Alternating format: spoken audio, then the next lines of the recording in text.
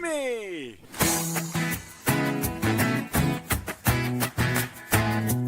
Ricky!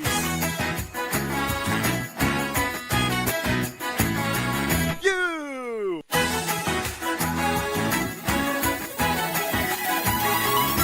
Smack Attack!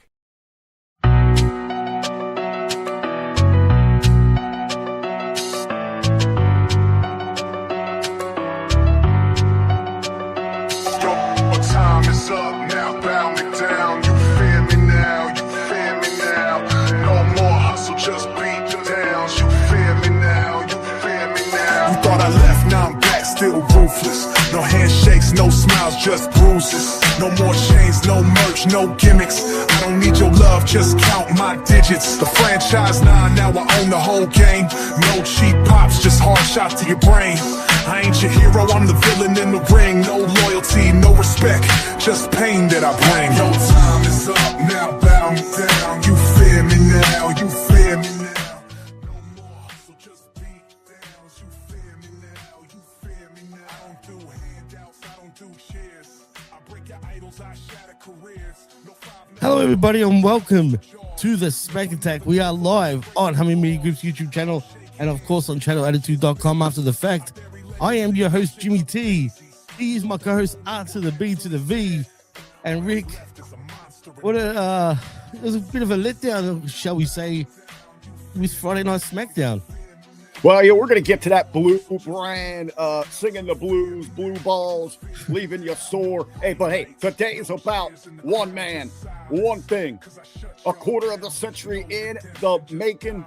No mistaking, we are to celebrate John Cena today because the last time is now. Saturday night's main event, just a few hours away. Jimmy, we're going to do a little bit of a preview of that, what to expect, what we should be looking forward to as fans, and the celebration for, yes, the GOAT, his final farewell bell to bell. And maybe what the future holds for John Cena, a little bit of what to expect tonight. But yeah, Jimmy, hey, the reason we're here, brings us together, is we got to talk a little WWE SmackDown. Last night's episode from somewhere in Podunk, Pennsylvania. Not a whole lot to talk about. We usually save it for the back end, but we're going to kick this week's show off with it. Yeah, I mean, absolutely. And it is all about John Cena. It still hasn't even sunk into me yet, Rick, that his time is up and his time is now. I mean, it's time's up, if anything. And but I don't know if did you get to listen to any of his numerous podcasts that he's been on this week? He was on the PR, I would say train, man. He was everywhere. He was on fire this week, man, talking to everybody, spreading that good word. You know, he wants all eyes here. He wants to share this moment with the world, with his fans. And what a diverse, unique set of fans he is, like no other face that's run the place. Top guy in that business is with what John Cena's experience, amazing growth financially in the company, global expansion. What a career, and he wants everyone to be there to celebrate that with him, man. But hey, he can spin it. That guy's a PR machine. He can spin it. Oh, that's true. He can spin it. But I will say this. Out of all the podcasts that I have listened to with John Cena, I feel like his Rogan one was the most John Cena podcast I've heard ever. As a matter of fact, I felt like he was his true self. He wasn't wearing no suit. He was just all in black. He was just casually dressed. And the way he was talking was very real, it felt, man. And there's a reason that Joe Rogan's number one in the world at this, right? And he has been for a while, man. He can get to the individual by hour. He'll break you down. That hour one, you can go in there, do whatever you think your program, whatever the machine's got you programmed to. By hour two, man, he's got Elon Musk in there smoking doobies with him, and he brings out the real in people, and that's what he got with John Cena. We did get to see a little bit of the real deal there. I enjoyed that one. I liked him over on Pat McAfee. Kick back a little bit, dropped a couple F-bombs there on ESPN. I haven't heard that one yet, but one thing I did notice though, he does drop a lot of F-bombs, dude. Like just casually. That's how people talk. That's how people talk. So yeah, I think we're getting a glimpse. We're getting a glimpse. We're all excited here. It's December 13th. What does this day hold for John Cena? How emotional is this going to be? What is he going to deliver? What's WWE going to deliver? But really, I think the intrigue is, what does December 14th hold for John Cena as he closes this chapter, this in-ring chapter, his final bell to bell. But he has signed a 5-year deal with WWE, so he's going to be an ambassador. So he's still going to be involved with the company, just not in a wrestling aspect. And when a man says he's stepping away, I believe him in this sense. I know we've heard it so many times. People say, I'm done, and they come back. You never retire in this business, they say. But I think he's going to be the one to break the mold, as he has in so many other aspects of his career. Well, Jimmy, do you think he truly? Hold on. Well, Let's hold on this Cena talk, man. We're going to do it on the backside. We're going to get the BS out of the way. And then we're going to move on to what we should be here today for. And again, that's celebrating the one John Cena. But yeah, we do got some blue brand to talk about. It's not a whole lot. We're going to get through it pretty quick. And then we can focus on a little bit of John Cena, getting the hype for the big watch party here on the platform later on tonight. Let's go. Brandon's having all his best friends over. We're going to have a good time and just celebrating and kicking back and enjoying tonight's show the way that it should be. But yeah, last night, SmackDown, December 12th, Po Town. You don't want to go there. Pennsylvania, somewhere in the flats of Pennsylvania is where they're at before they make their way to Washington, D.C. for tonight, Saturday night's main event. Jimmy, without some certain details here, man, you kind of said you thought it felt flat, man, last night.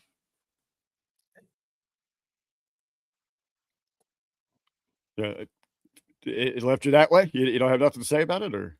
Oh, no, I do. Sorry, because I was hearing double, like you repeated for some reason. I was just. Was it maybe like case where, I mean, what without going into details, because we're going to break down the happenings, the headlines there, but what were you expecting maybe a little more? I know some people were using the term this week, go home shows. I don't necessarily think that's true, but I just don't think they did a whole lot of. There was one really good piece of business on this show for me. Yeah, and it did not feel like, I mean, they did not feel like go-home shows. Let's be real here. I mean, it really didn't. Well, and there's a reason. There's a reason for that. And I think it's going over most people's heads. Or do you think that reason is obviously John Cena? Well, yeah, because I think a lot of people don't understand what tonight is.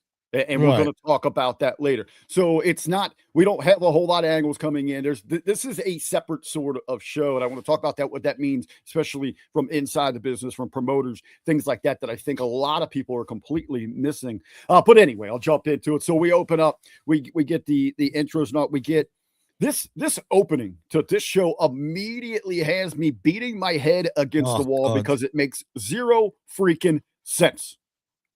We get the recap of last week of Drew showing up, the confrontation with Cody. Drew then being told that he has not officially been reinstated after his involvement at War Games. He still has to leave the arena. So he takes off. We get that recap. We go to Michael Cole and Corey Graves, who say, that was last week. We now have a very important message from our general manager, Nick Aldis. We get a video of Nick Aldis pleading with Drew McIntyre. I've been trying to reach you. You won't answer my calls, but this is the only way I know how to maybe get a hold of you. Please come to the arena tonight.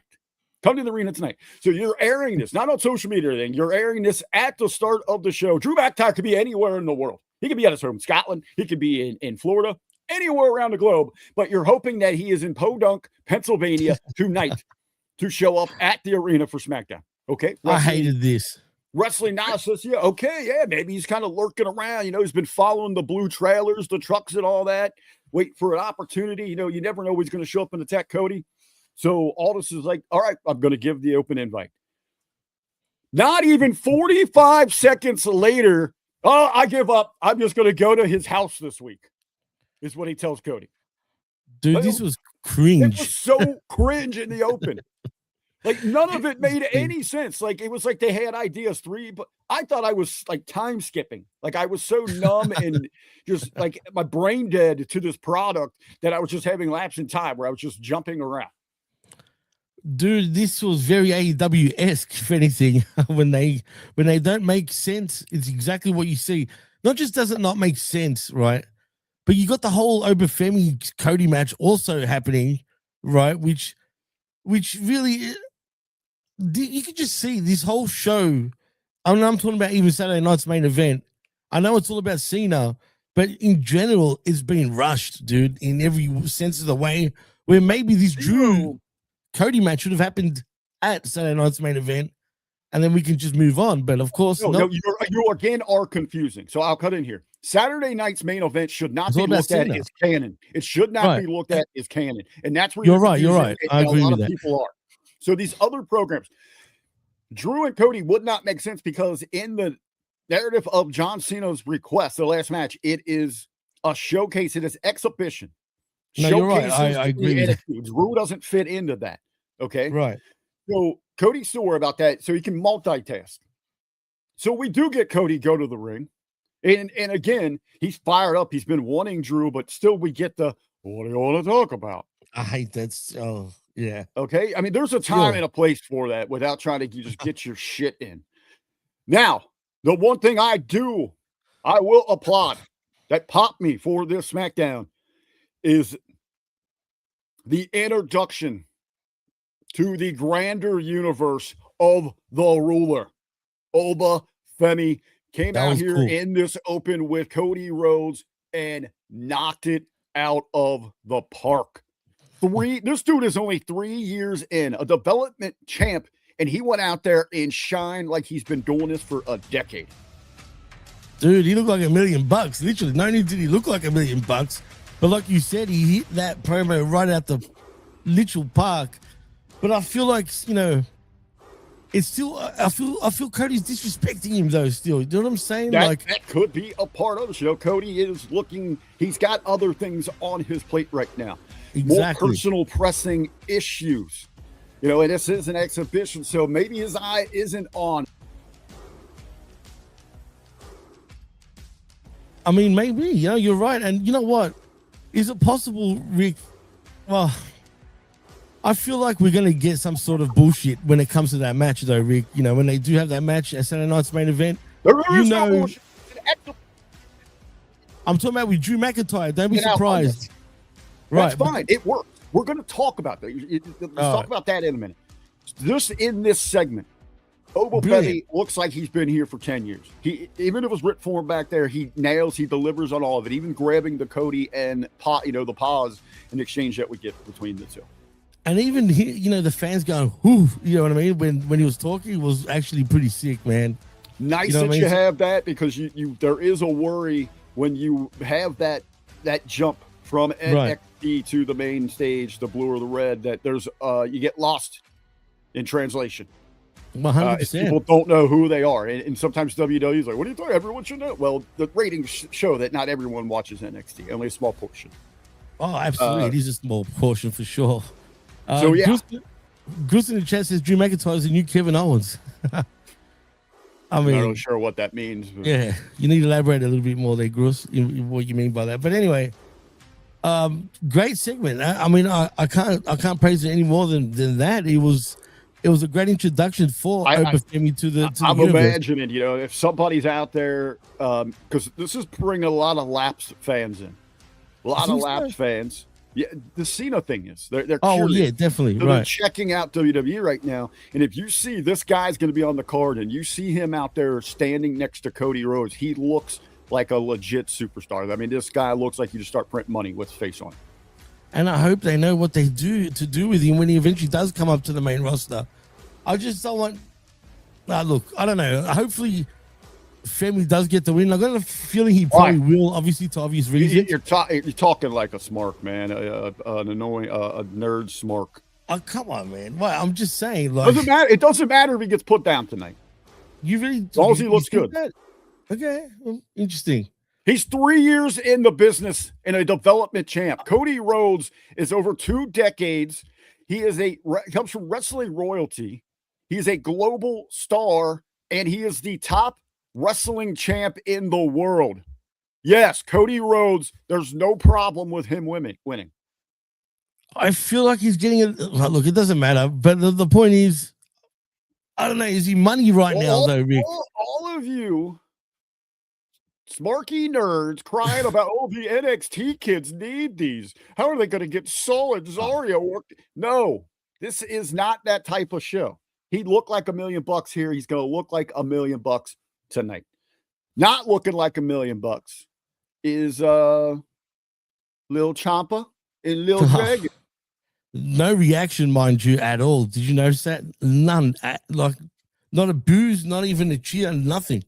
What do you expect? You just left a segment. The last thing you saw was Cody Rhodes, one of the top stars in the world, in the introduction on a grand stage of a freaking badass. Two guys that look like professionals. And then you get Buddy Elf and Elf on a Shelf for the United States Championship here. Elf on a Shelf. This match itself, man, I really sitting down to watch this thing. I actually went back and watched this thing a second time to see if there's something I'm missing. And I don't know if I think there's overhype on this Dragunov kid. Looks fantastic, built like a machine, gym rat, no other. Needs to slow it down. He in no point in this match, he is trying to go boom, boom, boom, spot to spot and not letting Ciampa get any heat as the heel.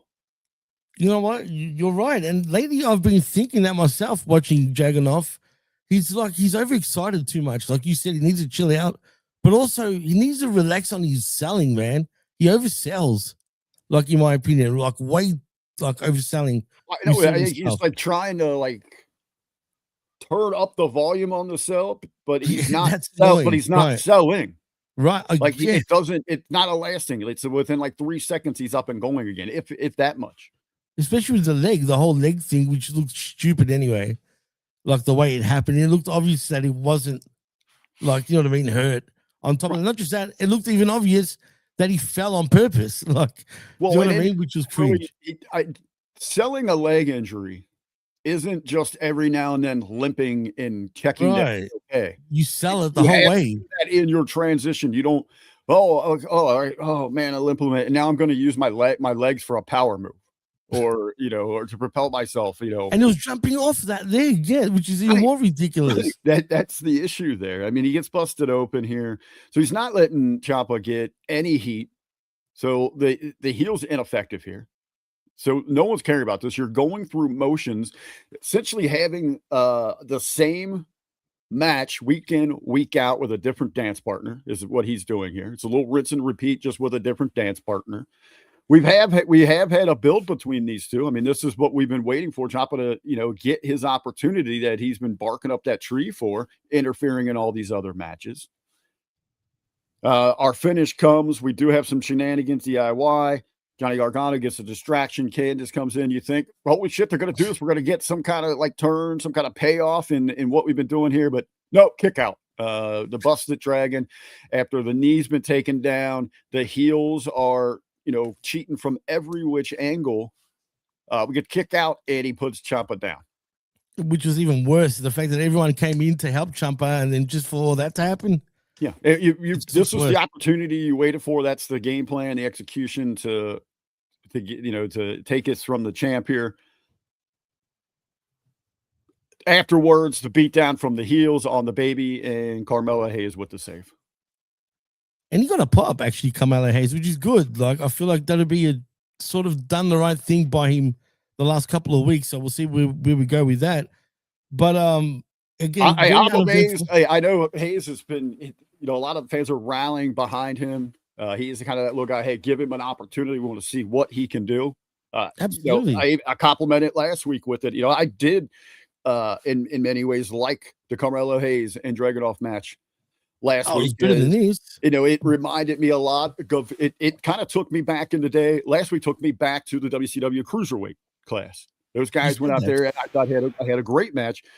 This was a complete opposite of that.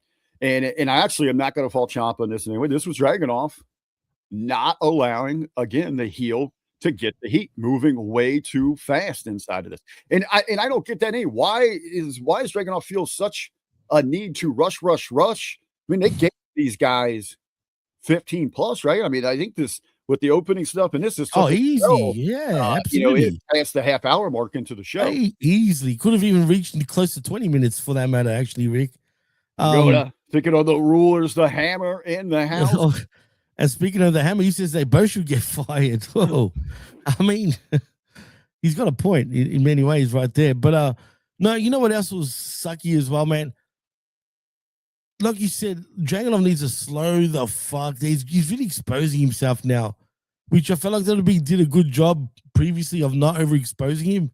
But now him being in the ring every week in, week out. It, with these stupid open challenges. So is this a TV championship now, basically, Rick? Is that what the US championship has become? No, really. No, it's a make me turn off the TV championship.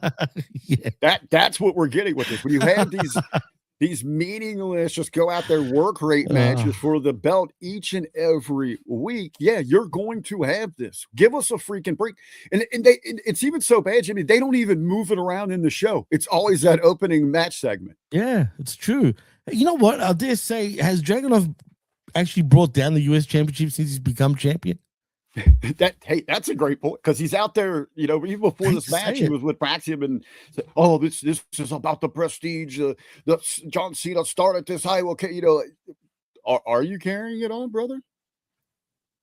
It really feels like he has taken it down a level for me for whatever reason, man. But you're right. But is it his fault? Is it WWE's booking fault?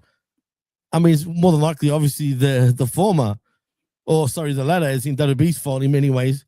We just got to get rid of these just ridiculous. It's lazy creative with these open challenges. It's very lazy. They don't know what to do with him, dude. That's the truth. It's like on NXT, they had the Blake Monroe open challenge. What heels should not be having open challenges. They've done it a couple times in AEW as well, Yeah, I know. It doesn't mean just because he's US champion, it's John Cena did that first. It doesn't mean you have to keep going with it. But for whatever reason, I keep doing it. I would hope. Because it would have been great here now that we are saying goodbye to John Cena, we don't have to keep beating that drum that we're doing things for Cena. Right, exactly. So all these weeks you've had Ciampa coming in wanting a piece of this. It would have made sense in the booking to have Ciampa steal the title here. Get the pin after the shenanigans, then a beatdown, then a save. But then next week, with John Cena gone, you have Ciampa come out there and not do the straight heelish way. Right, straight heel. Yeah, and take that away from everybody. John Cena's gone. This open championship garbage is gone. If you want this, you've got to earn it. Where he's doing everything not to defend it. Even to the point, you remember they used to have 60 days to defend it, whatever it was, whatever championship it was back in the day?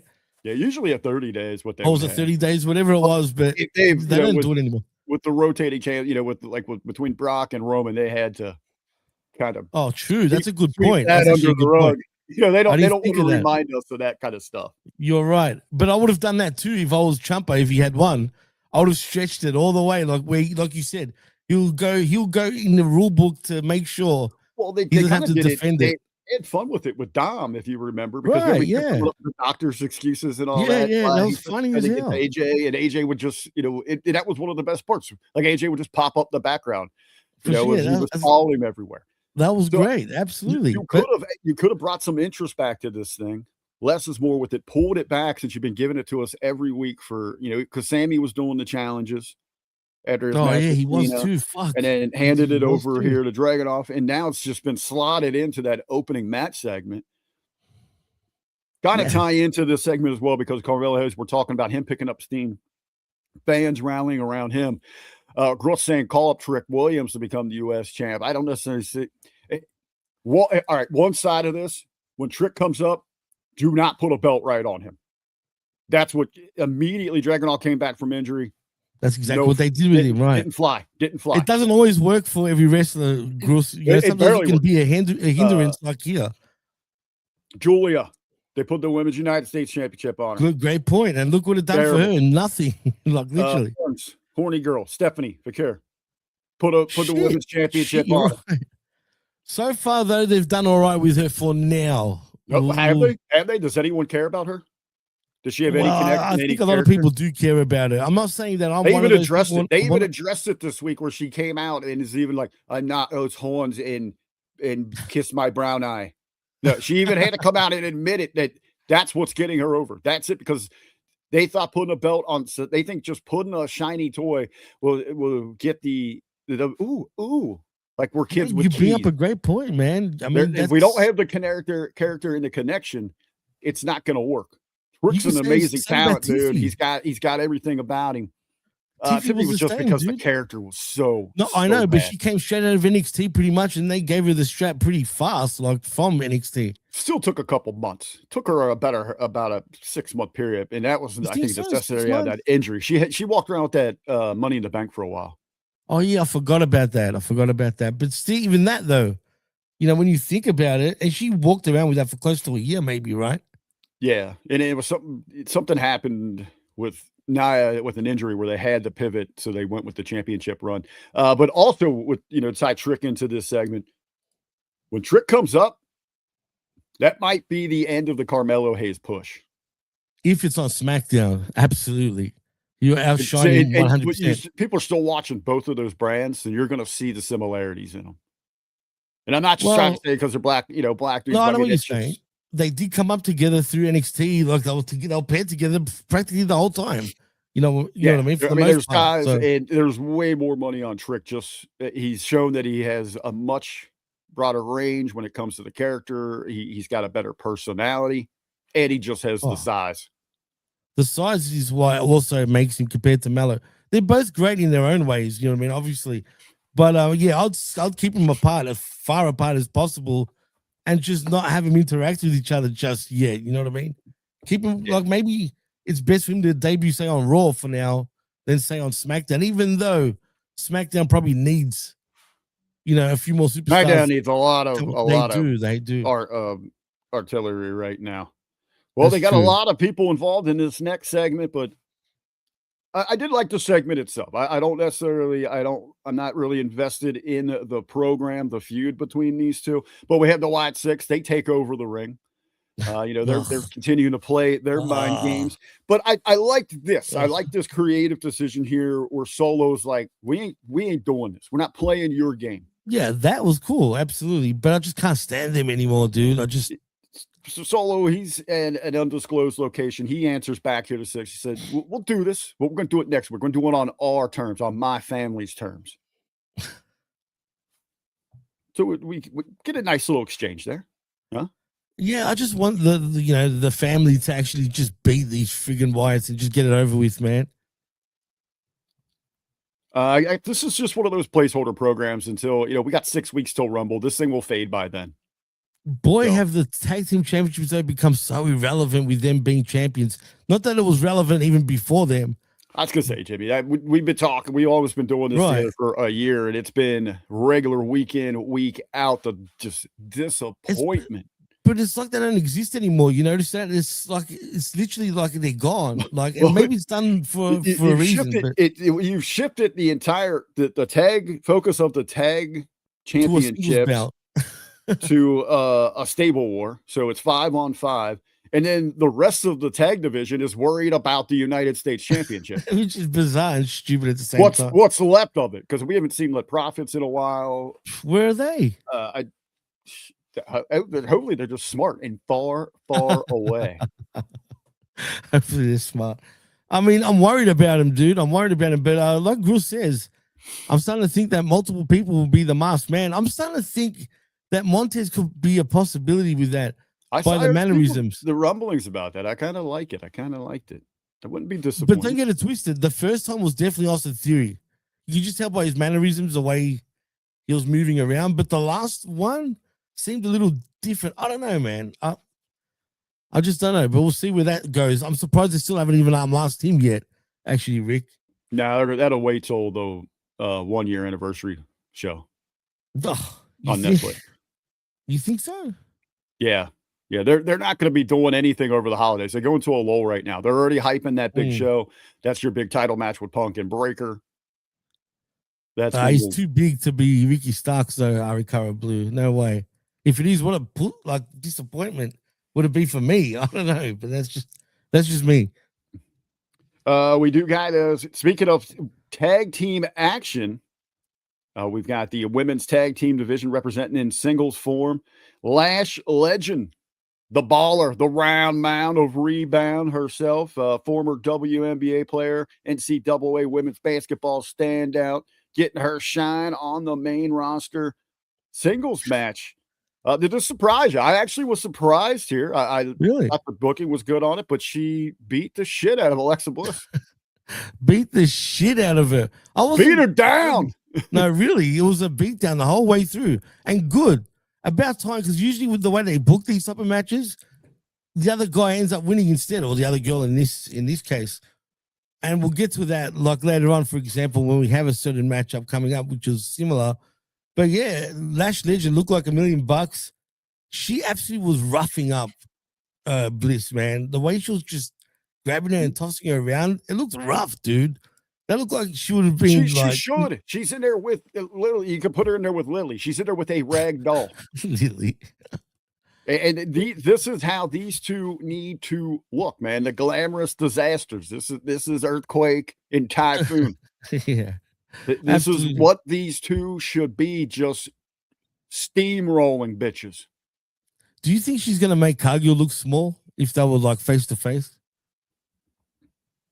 What's Cargill? I mean, they're about the same height, right? Cargill's six. I don't know. 6'1". I'm thinking that Lash Legend's a little bit taller, man. That's why. Well, I mean, Lash is 6 foot, but Lash is built. She's wide. Right, just a brick shit house, bro. Like, I mean, she's like I solid, said, bro. in college, I don't know if it was at A&M or South Carolina. She played at both, but I mean, she set rebounding records. That's Division I. I mean, Cargill played, but she wasn't, at that caliber. Lash got drafted into the Lash was WNBA. fucking good. So she actually made the WNBA. She played a season. Was she any good? Did she average any decent She only numbers? played a Probably season. not. I don't even know if she played a complete season, but she was on. She got drafted, and she played some games. So she was at that level, and she is a big old put together girl. She can move for that size. So kudos to this, and it didn't take up too much time either. No, it was Oh, good. and This the best part, thing. I don't think these two were hugging either. No, there was no hugging going on, thank God.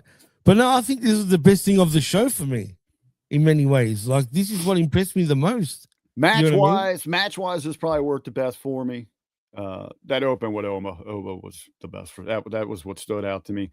But speaking, you mentioned that shining spotlight before his big moment tonight, Oba Femi there and Cody. We also, one of the other up and coming names we're going to see tonight under that big stage Saturday Night Sling event's going to have an opportunity to shine. We get a little teaser. We've seen him on SmackDown before, but he's out here to remind everybody who he is, especially those that might be tuning in of interest for the John Cena festivities. Javon Evans taking on The Miz. They had a fun little exchange backstage. I think, did he call him like Grandpa or something like, or Mr. Yeah, something like that. Along those lines. So he gets a little shot in there. They have a little fun with it, but Javon Evans goes out. And again, this is just a showcase. This is a teaser. Who is this kid? Well, okay, he's going to be part of the John Cena thing. All right, I mean, I want to see a little more of this. That's what it is. It's a little appetizer, a little sampler. Javon Evans gets the win over The Miz. Your thoughts on Javon? I know a lot of people are real high right now. He's the future, ready to go. I would just say no need to rush him right now. The kid's young, 23. Yeah, I was shocked actually to hear how young he actually is. Like, still, was he 23 or 21? Somewhere right now. I think he's 21, they said, man. I think he's only still 21. But anyway, nevertheless, doesn't matter. He's young either way. And, like you said, they don't need to rush him. He's only young. His ceiling is very high if they do him right. You know what I mean? So there's no need to rush him at all by just throwing him into a mid-card sort of spot. But the thing that annoyed me about this match, Vic, was we got the total opposite of the Lash Legend match. Lash Legend dominated and she won, as it should have been, right? Here we had Miz absolutely destroying the kid pretty much the whole match. And then, you want to say a rookie mistake by the Miz to get the win, basically. Like, I don't like those type of matches, man. I can't stand when one dominates and then that person, because it just doesn't feel right for me. The Miz should dominate here. He is right, but then he is bigger in size. No, but it's the experience factor, though. The dude has been to WrestleMania against John Cena. He's a multi-time champion, like a record holder for IC, held the world heavyweight championship, and he lost to a freaking rookie that he was beating up on. And he got caught. He got caught. That's what I mean by a rookie mistake. You don't put Evans down here because you're trying to showcase and draw interest for him on the specialty show. If you're going to do it, and this is what Miz is so good at. This is where he fits his role in this company here. The Miz was masterful in this thing, putting this kid over. The Miz looks like $1 million just quality steal as well, man. For a guy that's like 44, whatever he is, man, that doesn't even look like he's aged a day, in my opinion.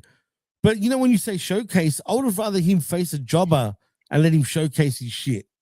But then there's no heat. There's no heat to seeing him going out there and doing a floor routine. Miz can get the heat. You get it. So you're just watching a floor routine of matches with him and an enhancement talent. The Miz goes out there and gives you someone to target against. It gives you a heel. So you need an established great heel, one to set off the baby upstart, the young rookie, the high flyer, the exciting kid. And you're right. Do this. But are we going to see more of Evans on the main roster at this point?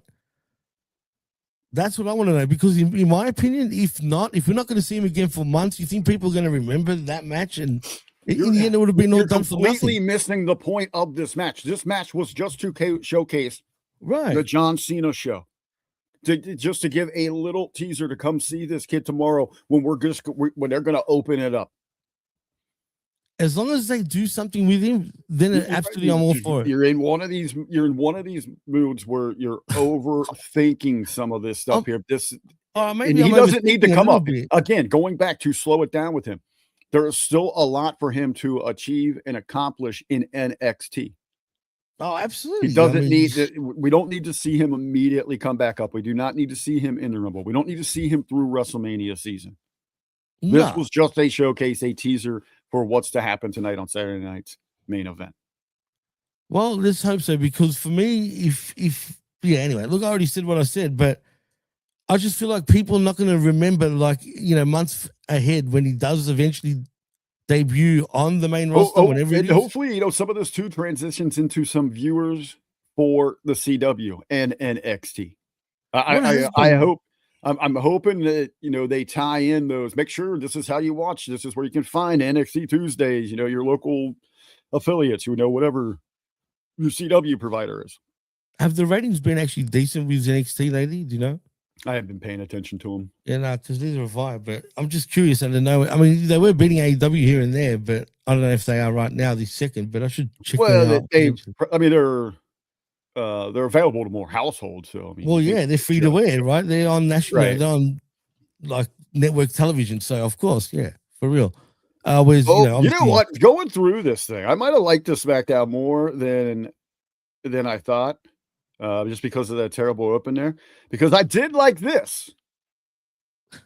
Here comes Munchies, and Munchies. Well, first Munchies is on a warpath. She's pissed. She wants some of the champ, Jade Cargill. This is where the vet could have turned this thing off, because Munchies has got a kendo stick. She's swinging the wood, ready to go. And here's how much, and I love this, that Jade sees Munchies as such of a threat that she doesn't even put her ring gear on. And she just comes out and whoops her ass. You know what, though? Did you notice? Whoop them Munchies. She whooped them Munchies, all right. As she should. Mind you, but even before that, when you see Munchies walking towards the ring, out of the ring from the back, did you notice she? I don't know if it took a bit longer for Cargill to strike Yim, because if you notice with her little promo, it's almost like she had to continue. She's looking around to see where Cargill was. You could see it in her face, right? And it was obvious. And I called, okay, someone's going to attack her from behind, 100%. Cargill probably fell asleep listening to that promo. Yeah, I think she took a little bit longer than she should have, because she was trying to think of words to continue saying after her initial promo, you know what I mean? And then we got Cargill just, jumping right on the back of her. Destroyed her. I liked it. Less Munchies is good programming in my book. Oh, for sure. Let's see where we go with that. In my book. But it's going to be a squash when they have a championship match between these two, whenever that is. Yeah, this is holiday filler. When they go into their lull, they're not really doing a whole lot. So yeah, we have Cargill just overpowering, dominating Munchie in her kendo stick assault. Oh, good old Munchie. All right, hey, you know what? This is great. Are you ready for the main event? This show, we did have a whole lot going on here. We're going to talk. They did have some filler. That was the John Cena stuff. We're going to talk on the back end here. But yeah, we have got again last week. We got this was edge of your seat. Gotta tune in. I couldn't wait all week to get to this moment. Couldn't wait to get to this moment for this big match announcement last week. No, they didn't need emotional investment. They didn't need to set up a big save or any kind of build. It was the power of the promo package, a very simple package where the Terror Twins reunited. Damian Priest out of the blue, right? Calls in his little sis. She's done with that War Games BS, so she could just come on over and they're going to have themselves a match with Tamu, Cross, and Scarlett. We got it set up last week in a video package, and last night, Jimmy T, was the big payoff, the main event, mixed tag action. Oh, Damian Priest and Rhea Ripley versus Black and Vega. All hell was going to break loose in here. I guess, outside of just lazy, lowest common denominator booking in this thing, instead of, maybe last week having Rhea come out for a save, maybe spending this holiday season where we need something to try to get interested in building this up. No, we're just going to jump right into it here. But yeah, well, I guess the match. I was saying, the big talking point of the match is not that good. But go ahead. I wanted to, because we missed this just for a moment. But right before the match started, did you notice how all the women were approaching Rhea like she was the champion? Like everyone's going seen her for a while, I never even Cargill though. Like, come on. Yeah, like they should like especially Cargill would be going out of her way for this. Right, that's what they shouldn't have done that at all. That sort of irks me. They think that's what makes us think it's a big deal that she's here. No, it's a big deal. But who's the champion? I know it's not a big deal that she's here because we really don't need to care that she's here. There's really nothing on the line here, right? There's no stakes to anything here. And obviously, if she's just got time to be wandering around backstage, running into these people, is she really that focused on Priest and his? This built boiling personal program, feud that he's involved in. But you know what? Fucking personal, instead of us making sure that we are on the same page, that we have got every dirty, dastardly trick covered that they could throw at us here, I'm just going to stroll around and say hi to everybody. That's what I'm saying, dude. I didn't think about it at the time. I just kind of just pass it off, but you're right. I mean, it doesn't make any sense. You think you would be focused, eye on the prize. You came here to help with a serious issue, but you're just strolling around chit-chatting with people. Hey, Char, all the girls and the boys. Hey, Char, let's say, hey, me and EO are going to come for them belts too. It's sad, dude. And this is exactly the issue, especially on the SmackDown side of things. Talk about just total randomness, dude, and just no sense of the matter of what's going on. It's just you live confused. But again, like the vet likes to say, a la carte, there's a lot of pieces that I like here, but just the way it was presented. Yeah, just terrible. Yeah. But anyway, back to the match. Well, inside the match, the talking point is we go from code red to almost code dead. It's a big botch spot. Almost pretty much just wiping Ripley out there. Dude, man, that cringed me. Can we just say, there's a lot of people out there, and I'm sorry if I offend anyone right now, because I got a lot of heat saying this probably a couple of years back.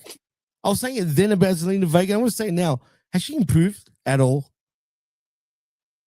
No. She hasn't. No, not one bit. If anything, I would say she's probably going backwards in all facets in all facets of her game.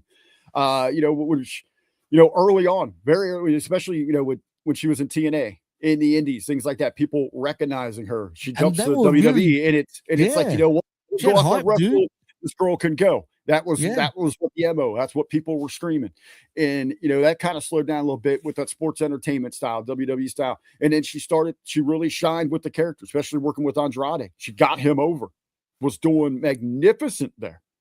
And as the years have gone on, it seems in all those categories, everything, all those ingredients that go into the cake to make you a great professional wrestler, those ingredients are starting to spoil. They're not there. When she was her last run on her own, when they pivoted and they took the United States champ off Chelsea and wanted her to carry it, almost killing that division immediately. But, the character work, there was no connection, no reactions from the audience here.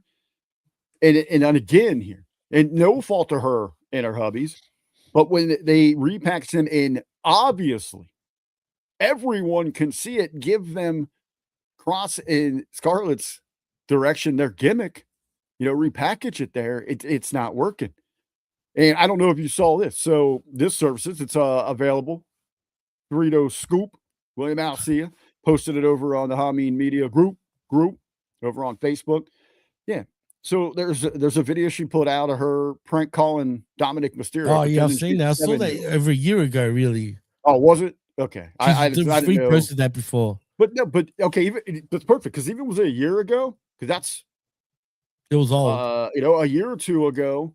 Or it's all right if it's old or whatever. It's still probably the most entertaining thing she's done in 4 years. But she's like, hello. She's doing like a little kid. And that's but even before Black left the company the first time, she had him on her Twitch or TikTok or something like that playing with kitty cats.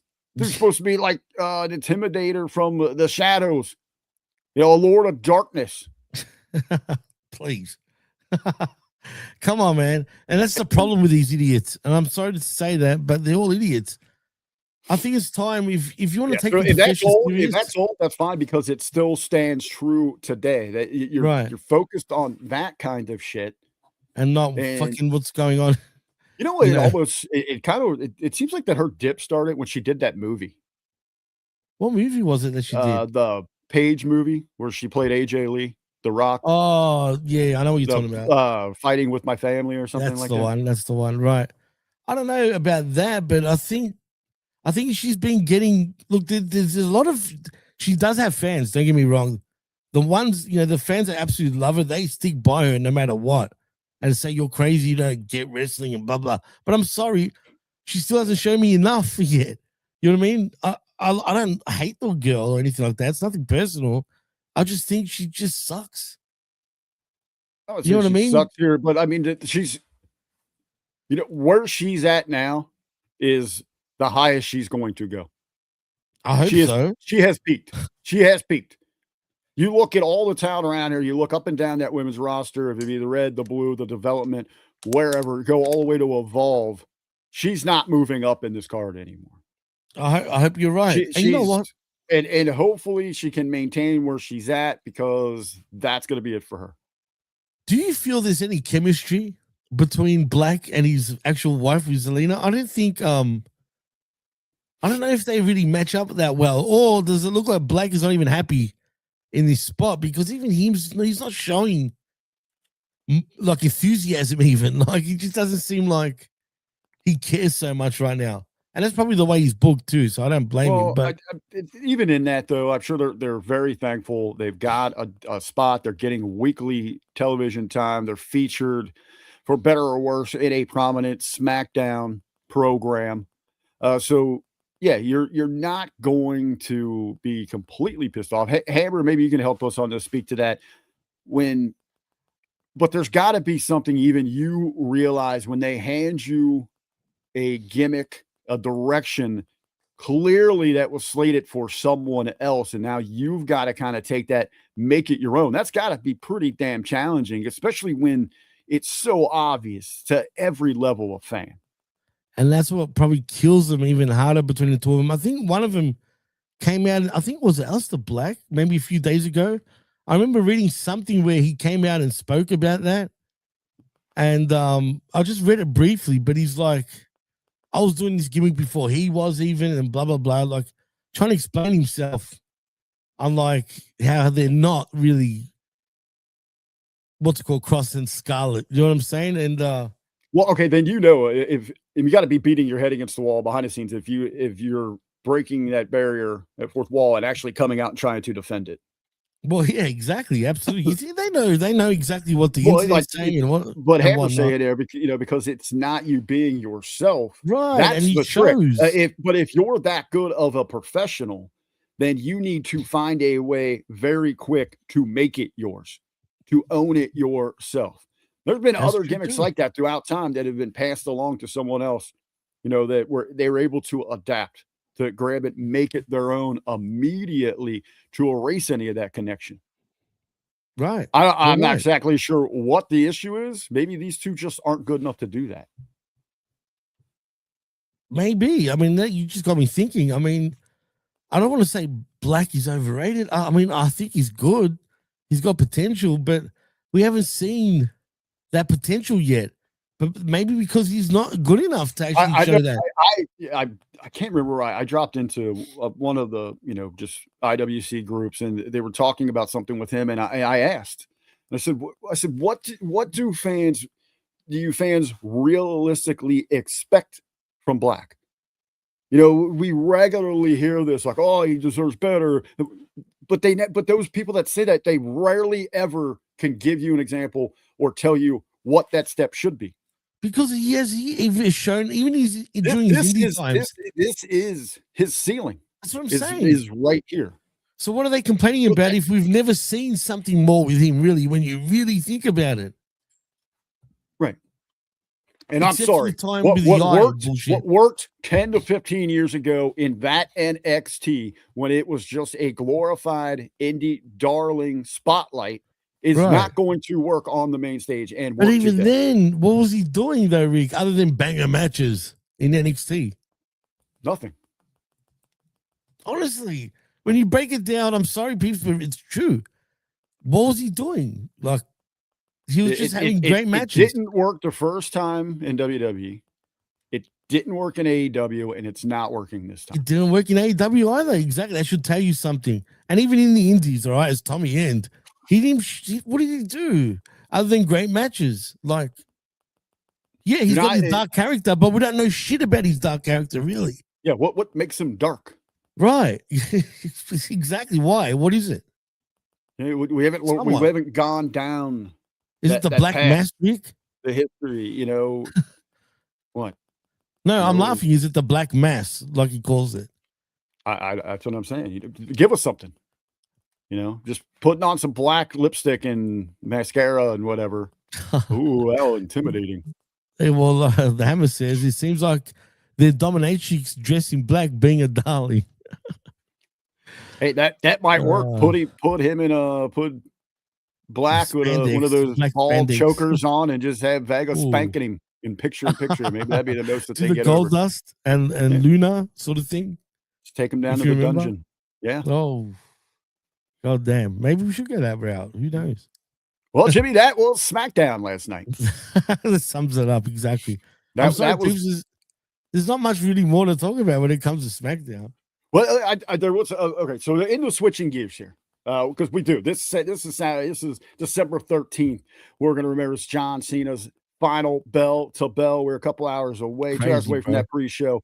8 p.m. Eastern is the kickoff on the cock. We're going to go live at about quarter till 7:45 p.m. Eastern for our C Nation watch party right here on the platform. Hopefully Hammer can join us live there. Jimmy, hopefully you can join us. Hopefully the vet. We put out the signal for sure to everybody for it. And we are going to watch tonight's show as it is intended. This year has been, and Ray's so elegantly, regularly said it there, man, a love letter from John Cena to the fans. Tonight is about John Cena and the fans being able to show their appreciation, their respect, their admiration, their love for the dude that did it for a quarter century and did it oh so well. But Jimmy, and here's one thing I want to explain, because it suddenly made sense to me. The last couple of weeks I've been saying, what the hell exhibition? Does that mean there's no connection, there's storyline? And I had to breathe. And I had to step over that line again from the fan side, the talking head side, to the business side, the promoter side. Tonight's show is, in the terms of the business, is needs to be thought of as non-canon. It is pretty much like on the indie levels if we're doing a tribute show, a charity show, a fundraiser. House show-esque? Not quite there. Not quite there. There will be some room for some business, and I think we will see business done here tonight. But to think that everything has to drive a storyline and has to have a point and make sense into that, if you're going in with that, you're being a smart dork. You got to turn all that off. The kids in NXT that are coming up here, this is a showcase for them. This is just an opportunity because you're going to have a ton of lapsed fans coming back for this thing that have turned off this product, this terrible product. They need to get the cock though to actually watch it. It's not going to be on NBC, for example. And I've seen some confusion out there. And a lot of people that are that are interested in this thing are trying to figure out, where to watch this thing. So they're going to have to fire back up that Peacock again. Yeah. There's been a lot of press, a lot of PR, as you had mentioned at the top of the show. Ceno's been out there hustling. Crazy. He's been hustling, dudes, literally. And a guy can spin it, man. He is a freaking PR machine. He knows what to say, how to sell it, the intrigue to bring you in. He makes you believe in professional wrestling. And that's what he has done, man. He's been at another level this entire time. But these kids coming in here tonight, this is just like for them, a showcase for people to be like, wow, see some athleticism, maybe see a little bit of the characters, the looks, the styles that they like. And we have got a great set of them here, man. Obviously, Oba Femi is the one that people are going to be like, holy shit, that guy's a stud. That guy's a pro. We got to come back and watch this guy. What can he do? I'm sure they will. You're going to have a lot of fun watching Javon Evans and Leon Slater. To get in there with a ring general like AJ Styles, he's going to bring those kids to a whole new level. Expect 100%. A lot of athleticism, high flying, and big spots. Oh, there's going to be a lot of those. There's no doubt about it. And Sol Ruka, you're going to be like, damn, that's what's smoking hot blonde, and she can go. Let me tell you something about Sol Ruka. Did you know she's actually half black? Top or bottom? Well, let's hope top, not bottom. I did. Oh, well, actually, I don't mind the bottom. I was thinking it as something else for a minute. But I just wanted to say, I think for real, like, I was shocked that I found that she was half black because she doesn't really look it. You know what I mean? So I'm surprised about that. Ryan K. Bowman, one of the last true journalists. Oh, absolutely. Wrestling, an old school, an old dog, just like Mr. Apter there, saying, I think tonight is what we call a send them home happy. I think we'll get that type of card. If Cena opens the show, the fans get a banger from Cody and Femi. Be a terrific night. If Cena's he's been making the rounds, denouncing that rumor that he's going to open. He's going to main event this thing. He's going to close it out. Do you think it will be? Do you think it will be the opening match, actually? He said he's closing. He's okay, closing. All right. So that's confirmed 100%. You think? From Cena, he said it. Now, he even said, hey, I get there and they tell me to do something else, I'll do it. But I think the question is going to be which is longer, Cena's match or the farewell speech at the end of the night. But anyway. I'm not going to lie. We could get emotional during this. You know what I mean? We'll see. It is. And that's what this is supposed to be. This is a thank you. This is a tribute to everything he's given and the fans have given to him. But back to Sol real quick. People are going to be like, damn, look at this girl. And she can go. Great moveset, great look, unique style and all that. College gymnast, which translates well into modern professional wrestling. And when she hits that soul catcher tonight on Bailey, that's going to grab a lot of attention. A lot of attention. I think she's ready to be on the main roster at this point. I think Sol's going to go over. She's about ready. Sol probably goes over, gets the win on Bailey here. Bailey's made, Bailey taking a loss to development, and Sol's ready to move up.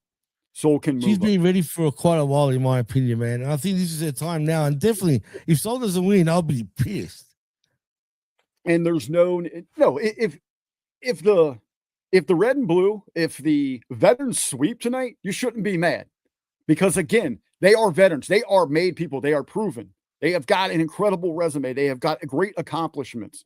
They should beat Development Town. But I don't think it's going to happen. I think you're going to see a variety here. You're going to see Soul get one for the youngins. Because that Soul Snatcher for a 1, 2, 3 is going to be a great pop and a great selling point. For sure. And Ryan Berman says, he says, I originally thought Cena wanted to be the first match, but it's better for him to close things down. Yeah, you close it down because because throughout the night we talk about that tribute. On SmackDown, I thought was brilliant. I loved is like you had a goat to goat. Tom Brady cuts a promo. You had Peyton, you had Eli, you had all these other individuals. I think we're going to see a lot of that throughout the show. Well, I can tell you right now on Twitter, all over the place, all these soccer clubs from all around Europe, funny enough, oddly, are also doing a farewell Cena thing. I kid you not, like Juventus, Chelsea. I think we're going to see a lot of that. Hopefully, we get some personal stories. Let me ask you: you're our AEW guy. You steer that ship through the wreckage. Hey, thanks. How cool would it be this week? I wouldn't do it tonight during Collision. I'd wait till tomorrow, maybe Dynamite, so that you're not like telling people that the competition's on. But I think it would be a big move, in kind of a backhanded slap from Tony Khan if he put together a nice promo package with his crew that had worked with John Cena and aired it on Dynamite or something. I mean, that'd be great if they did that. If they were actually like, if he's a cool guy, man, he would allow him. If Tony Khan is the fan that he claims to have been, he had to have been a Cena. It's some kind 100%. Of ties to Cena. And there's a lot of people that have worked there that looked up to Cena. And there's a lot of people there that have great moments. Cope, Christian. I'm sure there's more MVP in them. Lashley. Yeah. Benjamin, who was a part of that OVW class. Yeah, exactly. The last of the 2002 class back then. So I think it'd be kind of cool, and I think it would be in Tony saying, you know what, there's some people in this business that are bigger than petty promotion wars. Right. We want to say thank you to John, and even you chime in like we know you're done in the ring, but hey, ever want to come sit out at the commentary table or just take in some good wrestling? We'll have front row tickets for you at Dynamite. So absolutely right. I mean, be a little cheeky about it, but. Well, there is one guy that's from AEW that actually has paid tribute to John Cena, funny enough, and that was MJF. There you go. And he posted, they met more recently when they done the what is it called? The Von Erich movie. Yeah, because John talked about it on one of the PR things that he did here this week. Right. So just something like that would be cool for AEW. But back to the undercard here. It'd be cool to see a bunch of those vignettes tonight. We're going to see a bunch of those, and we're going to get some personal stories leading up to, Gunther's entrance is going to be great. He is, we went back and forth. I know Vet's like, this is the guy. I agree there. Ben was kind of like, you could have done something here with LA Knight. I both are right. But with Gunther is going to approach this in a fashion where he's not going to draw any of the cheers and jeers, from Cena. He's going to be all business in here. Yeah, absolutely. You're not going to have to worry about him like maybe with others where they'll get lost in that moment and even mark out themselves. Yeah, man. Gunther's going to be business, and he's going to bring it. For people that are tuning in, this is going to be a classic. The farewell tour. We've got so many Easter eggs and fun things like that. I think tonight this is serious business. I think John's going to want to go out there and wrestle one of his best matches and knows that Gunther can give that to him.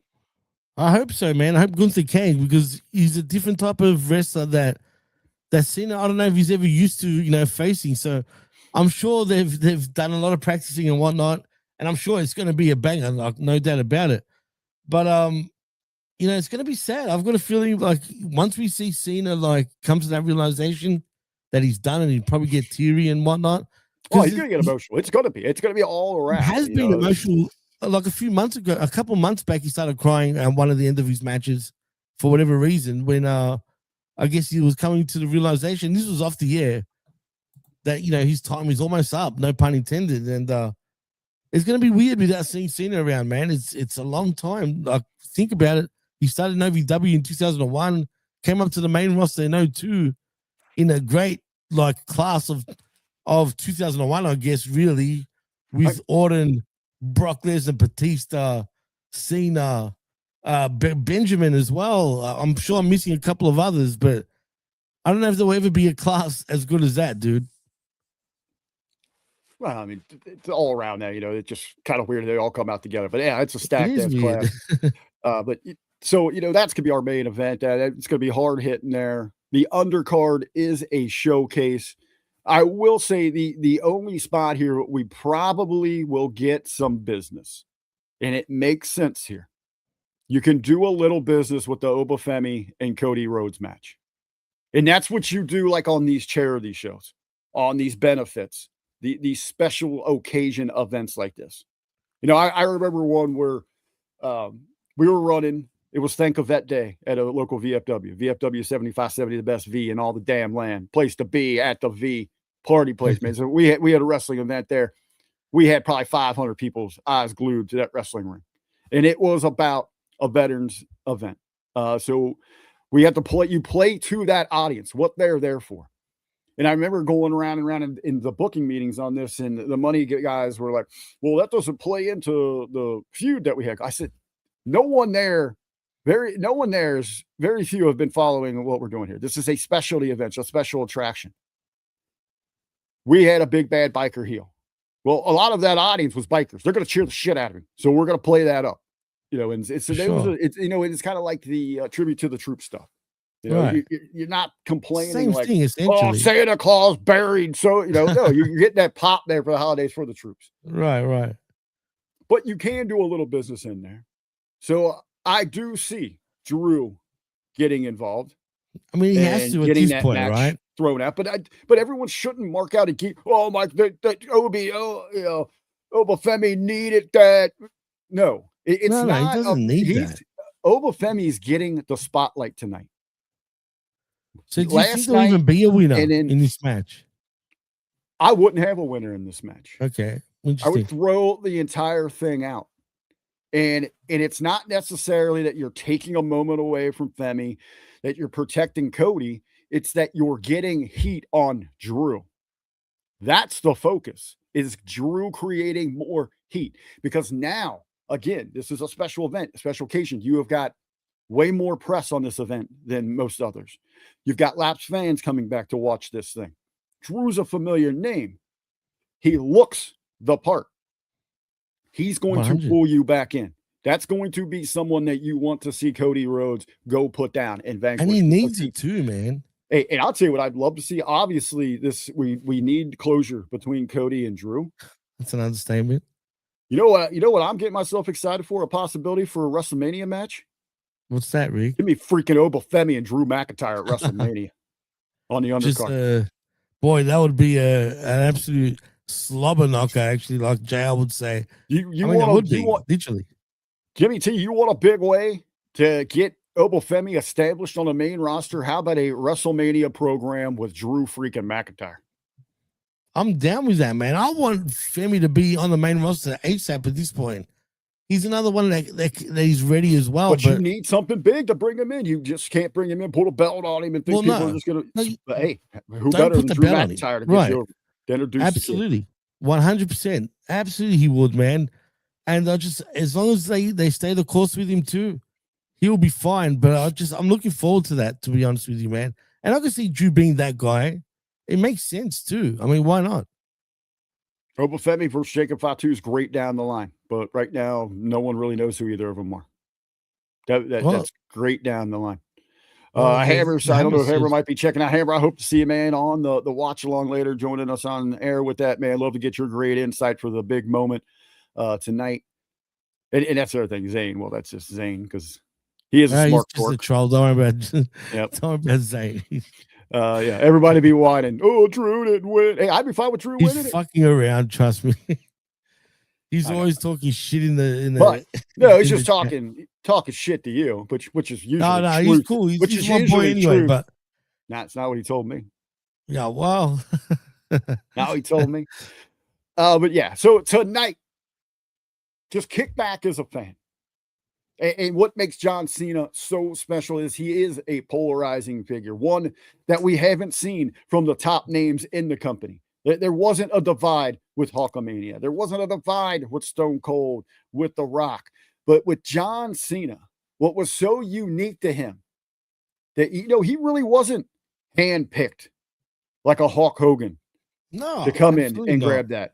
They like you said, man, he comes in with this incredible class. Brock Lesnar was supposed to be there. He had like Batista, Randy Orton. It was John Cena that outworked to grab that spot. And once he did, he was sure to hold on to it. He wasn't giving that thing up. And he done anything necessary and everything necessary to keep kind of like when Brett Favre got the ball in Green Bay. And the other quarterback was set to come back and said, once I get this thing, I'm not giving the starting job up. This is mine to hold on to. He worked at a different level, a different mindset, hustle, loyalty, respect, outworked everybody, lifted up this thing, saw global expansion, financial gains that they couldn't imagine inside of this company. After John's leadership, they got that sell to TKO and all these streaming deals through his leadership inside of that locker room. But one of the most coolest things about him is how polarizing he was to still split that audience. He inspired a generations of fans with "Let's go Cena," and man, he agitated. Damn, you want to beat your head into a wall with the other side of those fans with "Cena sucks." And he was making money with those shirts too. The Cena sucks shirt. No matter what side you were on, Jimmy, he invoked emotion. Exactly, and that's what matters most. You care about it, right? And that's what it's all about when it comes to pro wrestling. And that's the thing, like they say, having no reaction is a bad thing, let alone having a negative reaction or a positive one. That's what's the word? There's a certain word I'm looking for. He's a huge star. That's basically what I'm trying to get at. And whether he's the GOAT, I mean, I'm sure he's the GOAT to others. What he has done, the run that he's done it on, how he's done it, what he's seen through this company, as polarizing as he has been. I will say at this point right here, I got him as the GOAT. Plus, he's making That's not a knock. Things.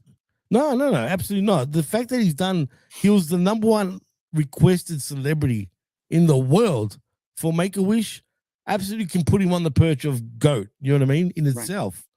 You know what I mean? That should tell you something in general already.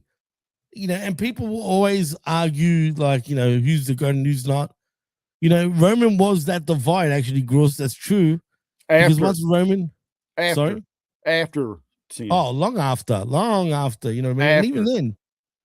Yeah. No, you're right. But even Roman's not going to be the GOAT even once he's gone, and he's not far away. I still think there's from retiring. There is a next chapter as we talk about what are we expecting tonight? The emotions here on December 13th. What is life going to be all about? The emotions on December 14th for John Cena. He has been very adamant in his PR run that this is it. He is ready to move on to the next chapter. Yeah, he has signed an ambassador. He has done bell to bell. He's signed an ambassador for the next 5 years. He wants to carry that torch for WWE in a different direction. He's going to focus on his Hollywood. He's going to take everything that made him great in professional wrestling and apply that elsewhere. Can he hold true to that? I believe in the guy, what he's saying right now. Conviction sounds... So do I. He's not the type of guy to say that and then do the opposite. And he has set himself up. He's seen where the others. But I think what truly defines your legacy is that next chapter, because we've seen it fall apart for so many others. It always does, dude. Just be honest. Hogan and Flair, especially. God, that was sad. But Flair particularly is even sadder. And because they couldn't let go, that they tried to hold on to it. Even Flair this week, for whatever God-forsaken reason, he's tweeting about Hulk Hogan's death, about taking street drugs. Yeah, what the fuck was that? Where did that come from? Because Flair is on street drugs. That's an issue. Dude, even I was reading that and I was like, is he all right? Because I never heard of that shit. I didn't even know rumors about him dying from street drugs. Like, get the fuck out of here. And no one asked Flair to say exactly. Yeah, so it was probably all done for attention, as you said. You know what I mean? Deep down. But that's Rick, man. It's sad, but what do you do? I mean, it is what it is. So But there is. Bruce says, what worries me is that Saudi Arabia could possibly get Cena back in the ring. And then what? You know what I mean? Does the fuck his whole legacy? That'll be his Hall of Fame if they don't announce tonight that he's going in this WrestleMania. Imagine that, and this is not going to happen, so don't take my quote seriously. I'm just talking shit and putting it out there. But imagine he changed his character and just he was a completely different person. Like think of like Abyss and Christopher Parks, the lawyer, if you remember. Nah, he ain't doing anything like that. Yeah, he's not going to do that. I'm just saying, but as a laugh, imagine he actually did that. But he won't be doing it, like you said. And I also want to salute Cena, the Smash King. All that testosterone he was getting after that. We're talking Lisa Vaughn. We're talking Mickey James, Nikki Bella. That guy was getting it done. He was getting it done, man. I mean, I think there's more that we've probably didn't. Oh, there's mention. more. There's plenty more, I'm sure. He went through the whole friggin' female locker room pretty much at one point. But Mickey James particularly was obsessed with him, dude. If you remember, that's part of the reason why she got released. I don't know all about that or anything, but yeah, good. Yeah, if good you look for into him. that, Cena the Smash King, the the GOAT. Smash King. Hey, man, he doesn't discriminate either. He likes big bitches too. I don't know if you know that story. Like some mom, man. He's a horn dog. No, really, he's screwed. He's admitted this. He's actually come out and said, I think it was on the Howard Stern show. I'm pretty sure. I like me some Midwest curvy girls here. That's my. I mean, he goes, he screwed a fat one, man, like a real fat bitch. Apparently, that's how he put it. But he got dead too, and he did it. He's like, "Fuck it, I'll do it." Yeah. So I'm going to say tonight's final words from John Cena. He's going to have everybody out there on the stage. Hustle, loyalty, respect. No, he's going to let them know. He's going to let them know that give up. He's going to say this. My time is over. Your time is now. He's now exactly 100%. He's going to say that. Fade to black. That's going to be it. He's in the middle of the ring, but fade to black while everyone's like, "Thank you, Cena," and then we end it. Hey, I think you're right. When we get done here, we're going to wrap it up. We're going to send it home here. Everybody, go Google John Cena when that little green hand pops up. They're even on board. Everyone's just weird, dude. Everyone's on board worldwide. It's crazy. I mean, that's the name and star John Cena truly is, man. It's weird. Hey, later on tonight, we are a couple hours away. The pre-show starts at 6:30. Check that out on YouTube, WWE. But at 7:45 p.m., right back here, Hamin Media Group, YouTube, the C Nation, Watch Party. Let's go. Brandon is going to be your host with the most and the hottest talking heads, personalities, your favorites from the HMG. Jimmy T is going to be there. RBV is going to be there. Hopefully the Hammer, the Vet, the Boss. We don't know. Big Ray might check in. Tune in to find out, right? Tune in to find out. Get some good grub. Get yourself a bite. Even here in the Midwest, you're getting snowed in anyway. It's coming down. Is it bad? A blizzard. It's a beast here right now, man. Damn, I wish it was cold here right now, man. It's hot down here, man. Hey. After tonight, though, wake up bright and early. Sunday morning, 11 a.m. Eastern. That pretty bug right over there, Jimmy T. Thank you. He's going to be joined by the opinion haver, the Vet. They're going to be having themselves a Sunday fun day, dick biting good time over on the AEW All Elite Wrestling Rewind Wrap Up. Wreckage. Nice. Yeah, absolutely. So tune in and look out for that 11 a.m. Eastern. Sunday morning, we'll be there to talk all things AEW. I'm almost now not regretting, but then I have to watch Collision also today. What's happening anyway, on Collision tonight? What's the counter programming? Yeah, who knows? But you're right. If they want to be classy, they should do what you said, man, and actually do a little tribute for Cena too. Yeah, Everyone else does. We'll do it tonight. I'll just do it on Wednesday. It'd be better on Dynamite though, 100%. But anyway, saying that, Rick, before we go, is anything you want to put over? Anything else? Just a couple hours, everybody. We'll see you in about 3 hours. All right. Well, like Bruce says, let's get high and watch. Well, yeah. If you want to follow me on the X, you can at the PWC Network. But yeah, as Rick said, tune in later on tonight for the Saturday Night's main event watch along. And we'll see you then. Till next time, Thank you, everybody, and peace.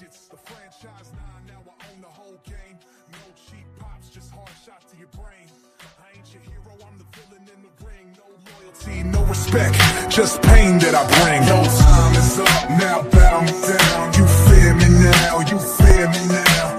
No more hustle, just beat down. You fear me now, you fear me now. I don't do handouts, I don't do cheers. I break your idols, I shatter careers. No 5-knuckle shuffle, just knuckles to jaws. No one never give up, just breaking the laws.